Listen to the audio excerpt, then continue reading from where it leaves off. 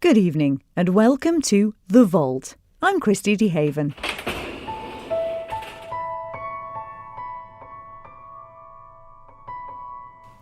Thanks, Christy.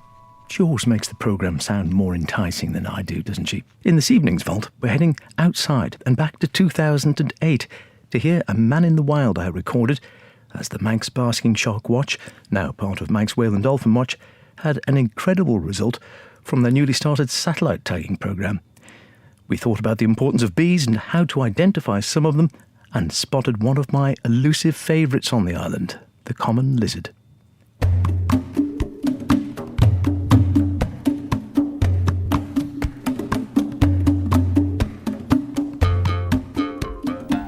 Hello again and welcome to Man in the Wild. Some very exciting news about the basking shark tagging project today and racing lizards, but first, these little fellas.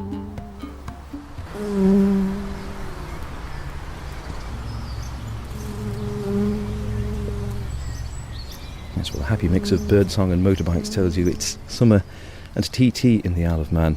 And that's pretty much sums it up, really, doesn't it? Bikes on the one hand and the sound of nature still in the background, thank heavens, just to bring us all back to earth.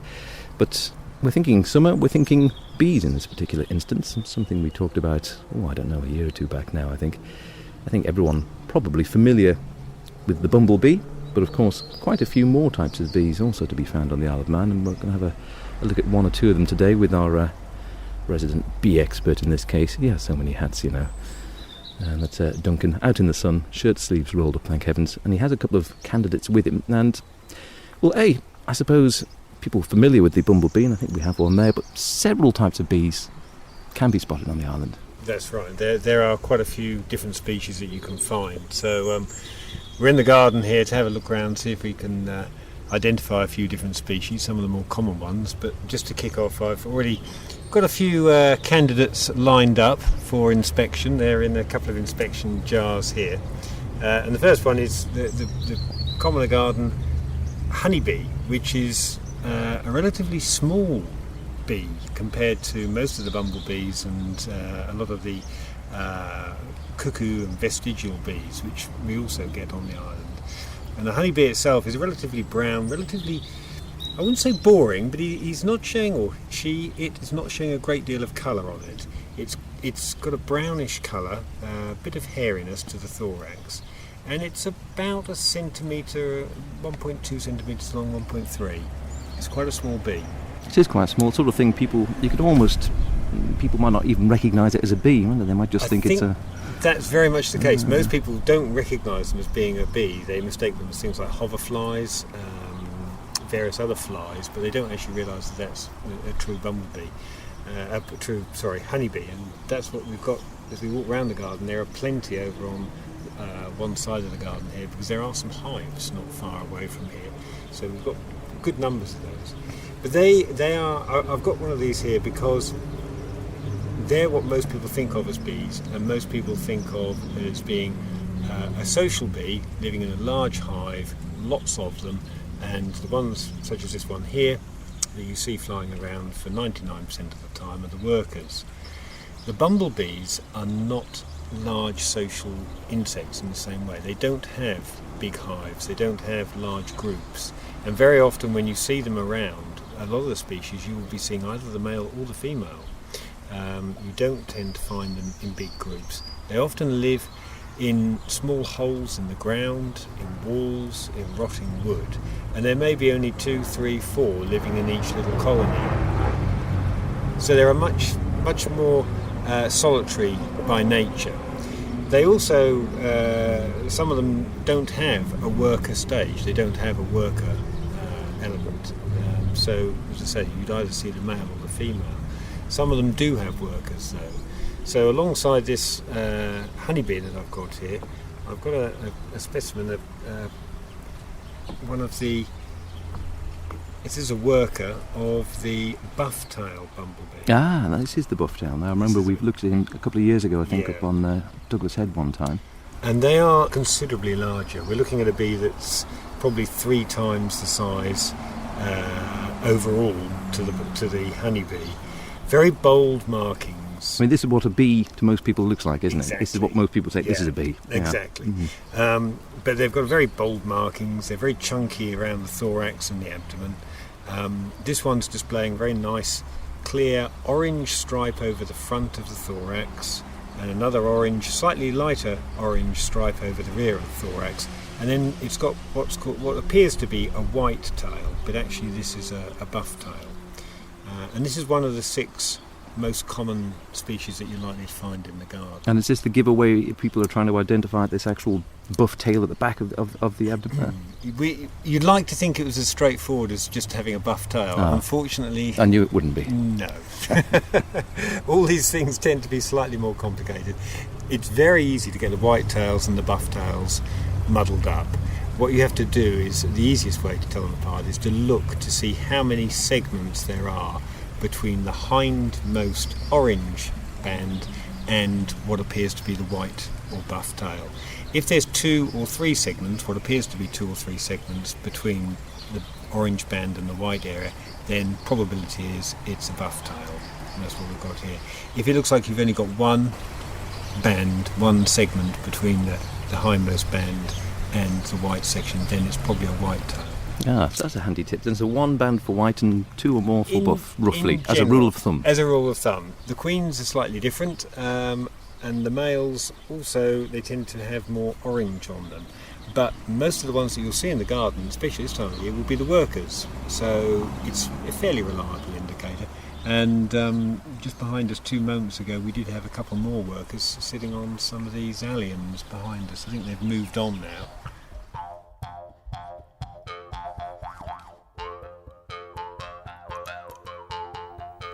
And we'll have more on our A to Z of bees in a few minutes. But we've been talking about the basking shark tagging project in recent weeks and how there was some exciting but unrevealed news regarding last year's tagged sharks. Well, in case you haven't heard, all can now be revealed. Here's Jackie Hall. Well, we tagged it off Peel on the 21st of June, and to our utter delight and amazement, it popped up off Newfoundland on the Canadian coast. Amazing. That is the first time that we have been able to prove, using these tags, that the 2 populations of basking sharks are linked. Which is incredible, really. And so we're talking, 10,000 kilometres, something like that? Well, that's how far the shark went. But as you can see, I'm showing you the map We'll take a look at the map here now. Right. It didn't exactly go in a straight line, did it? Okay, so when have you ever known a shark go in a straight line? So it wiggled all over the place there until eventually its tag popped off 81 days after we put it on. I think it was it the 10th of September, Graham? So this was looking at the map here, it's tagged, down here on the 2nd of July, is that right? No, that was it. Now, first of all, what we should say is that from previous tagging work and fishermen's common knowledge, the basking sharks were thought to appear with the warm water in this time of year, May, because of course they're there for the warm water for the plankton that arrives at the right time. The zooplankton is what they feed off, and they sort of come from the south and travel slowly, feeding on the way up to the north. Yep.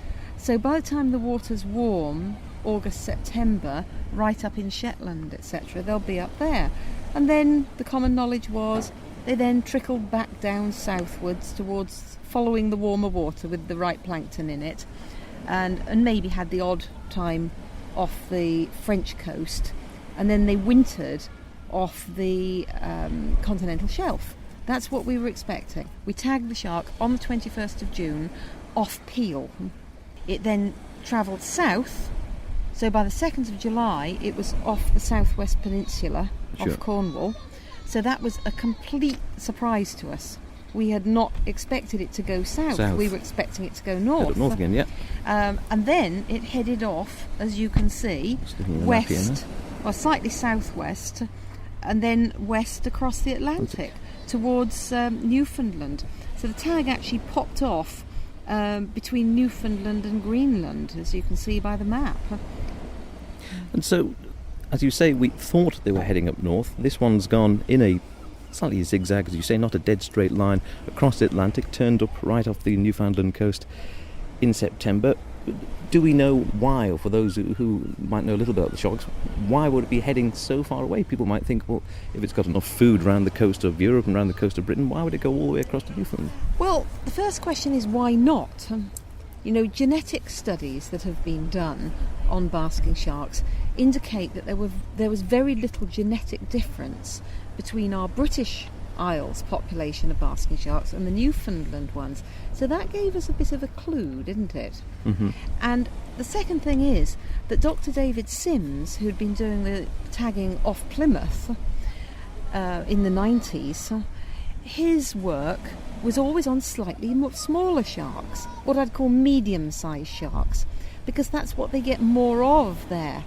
Now, you might have heard me talking before about the fact that the Isle of Man has a lot more sexually mature large sharks, by which I mean males over 6.5 metres long, females a little bit bigger.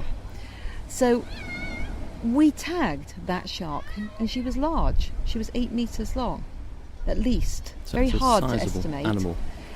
She was a sexually mature animal, there's no doubt about that. So presumably, and this is our hypothesis, presumably the large sexually mature animals migrate differently. Or maybe it was just chance. That altogether there haven't been that many sharks tagged. Our two is actually quite a large proportion of what's been tagged. So this year I've just had a telephone conference with Dr. Gell from DAF and Dr. Mova Score from Marine Conservation International. She, of course, came over and did the tagging with us last year. And this year we're doing a much bigger joint project. We've got 12 tags altogether between us. Fantastic fundraising. Yeah, that's a substantial number, isn't it? From Anne Hills and Duncan Bridges at the Manx Wildlife Trust. They've raised money from all over this year to be able to buy us 5 tags, and we're going to be able to refurbish the one that came off on the beach, so it's on Ardrossan. So that's a bit of recycling of the tags as well, which is pretty handy, very isn't it? expensive recycling. Even the recycled one is costing us $1,000 to repair and put a new battery in. But what we're talking about is, between us, we are going to tag all sexually mature animals this year. Maybe 6 or 7 mature females and the rest males. Most of them here on the Isle of Man, but Dr. Gore's going to try and tag a few up off Scotland, because she's based at Millport on the Isle of Cumbrae. More bee hunting and identification. Around the island we're doing some recording this year. We did recording of bumblebees 3 years ago and 2 years ago. Members of the public very kindly volunteered to do this, and they record just on an ad hoc basis, very relaxed basis, usually in their gardens, but sometimes when they're out, whether they see different species. And we did this initially because, to start with, we had very few records of bumblebees on the island, very few indeed. Yet they are one of the indicators, one of the key indicators for things like climate change. I think pollution as well, I think. Pollution, pollen availability and things like that. So they're an important species. So 3 years ago we did the first survey and we got some very interesting results. A couple of species that turned out to be common in Great Britain turned out to be far less common over here than we thought they would be. And a couple of other species turned out to be far more abundant. Not surprisingly, the ones that we did very well on were things like the moss and heather carder bees, the sort of more upland species, the ones that live in places that are wet and mossy and that kind of condition. And of course with our landscape we did quite well for those. But also interestingly we turned up some that we didn't expect. There is another group, a subgroup of the bumblebees, or another family I should say, and that's the cuckoo bumblebees. And these little fellows don't have their own homes, they don't set up they go and and look after themselves. They do exactly what cuckoos do. Lurch into someone else's home. They do. They find another bumblebee's nest, they sneak in when mum and dad are out and lay their eggs in the nest and then move on hastily and leave them for the other species to look after. And there are several species of the cuckoo bumblebee, each of which mimics one of the species of the true bumblebees. And we did have in this garden 3 years ago, we had a cuckoo bumblebee that was imitating just this species. To tell them apart, a little bit tricky. They do look different, but the key characteristic is because they're lazy and they don't go out looking after their youngster, they don't tend to have pollen baskets, these little clusters of hairs on their just hind on the legs. Yeah. So that's a distinction between the two. I think I could be a cuckoo. That sounds like my sort of... You don't do any of the housework. You don't have to do any of the hard work at all. Just drop off the kids in someone else's house and go. Marvellous. I can't say too much about that. What we'll do is we'll go and have a quick look. We'll see if we can find these two that we've got here. I'll just let the... we better let him go, haven't we? Let these two go. We'll let the common honeybee go. And away it goes. Not really that bothered. Soon hovers away. No, just giving Duncan a quick strafe there just to air his displeasure, but he has now gone. I think this is one of the nice things about bumblebees. I know a lot of people are scared of them, but it's in general entirely unnecessary to be scared. We're sat here, the bumblebee is on the table between us, digging into these flower heads. We're literally centimetres away from it. It's perfectly happy. We're not in any danger or under any threat. As long as you aren't threatening the animal itself, he or she will quite happily carry on feeding on the nectar in those flowers until it's finished its job, and then it'll move on. And you can get very close and you can study them for a considerable amount of time without having to worry about chasing around the garden after them. A little more bee talk next week. Now another of our occasional series of garden birds for you to identify. And you shouldn't have any problem with this one. No prize, but if you're keen, you can email me on howardkane@manxradio.com for an electronic pat on the back.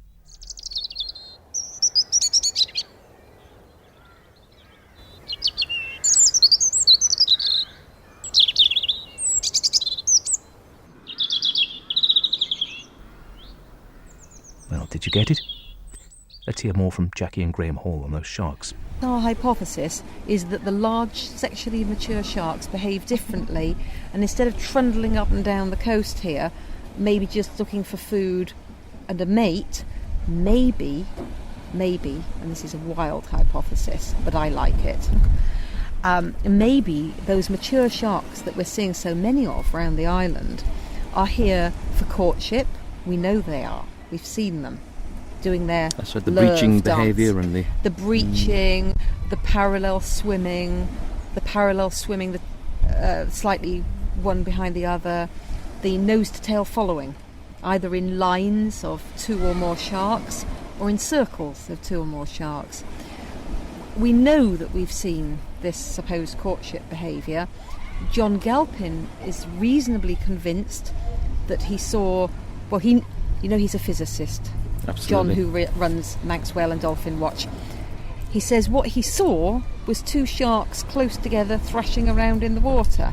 It may have been mating. So it's possible that happens. It's possible that we have sharks being born here, because if you remember, sharks have 5 or 6 live pups every few years. 5 to 6 foot long, that kind of size. And in 2005, when we first started the Manx Basking Shark Watch project, Shane Stigant and Craig Wally, 2 kayakers, they took us the most incredible photograph of what appears to be a newborn basking shark that they were kayaking with. I think it was about 5 or 6 miles off Peel. So we certainly have very young sharks there, which suggests, does it not, that we have an incredibly important waters here. Yeah, absolutely.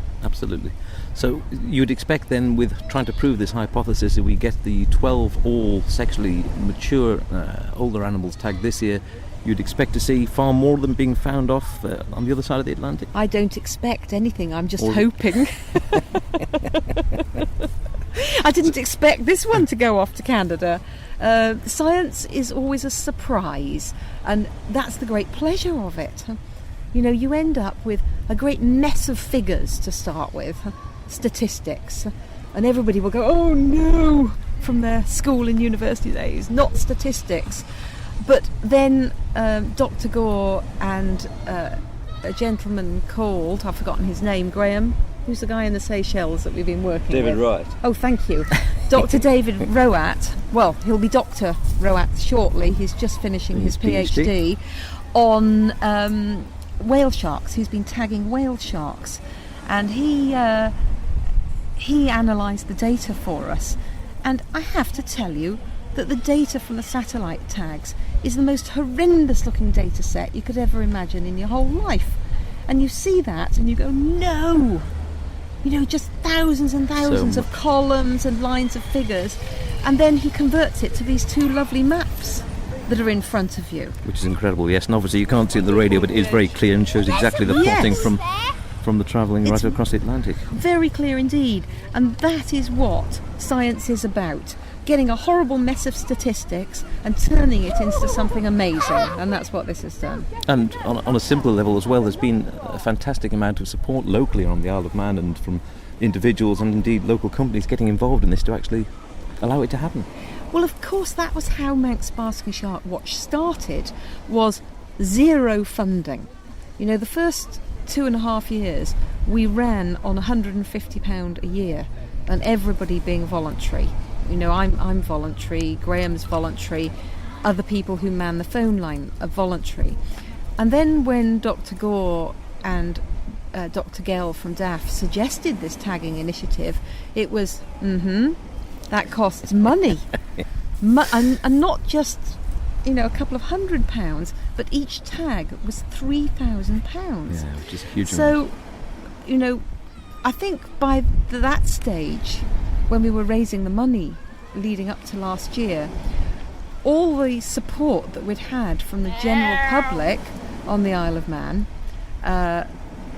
sending in their sightings and their photographs to Manx Basking Shark Watch, had given a good enough feel to the project that people like Tower Insurance in Douglas felt that it was worthwhile giving us £3,000 to tag a shark. And as you know, they had a sweepstake in the office, and one of the ladies in Tower Insurance, Tracy, had the honour of having the shark named after her. She came out on the boat and she was tiny. She didn't look anything like a basking shark.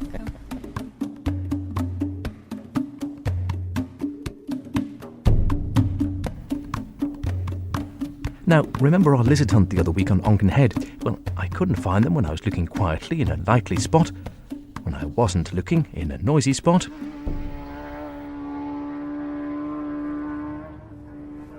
there he is. Yeah. Now, just goes to previously, talking about lizards.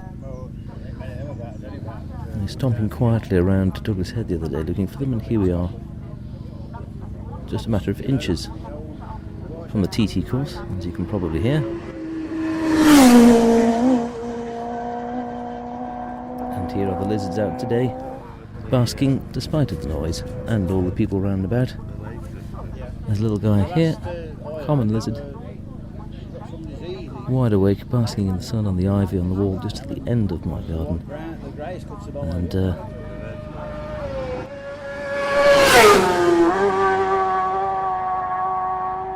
totally unperturbed by the bikes.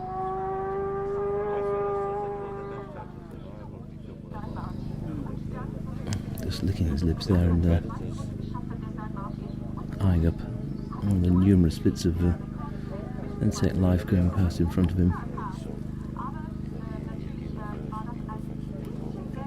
Beautiful creature, maybe about 3-4 inches long. A light green stripe running right the way down from the back of his head all the way down to his tail. And very lively, not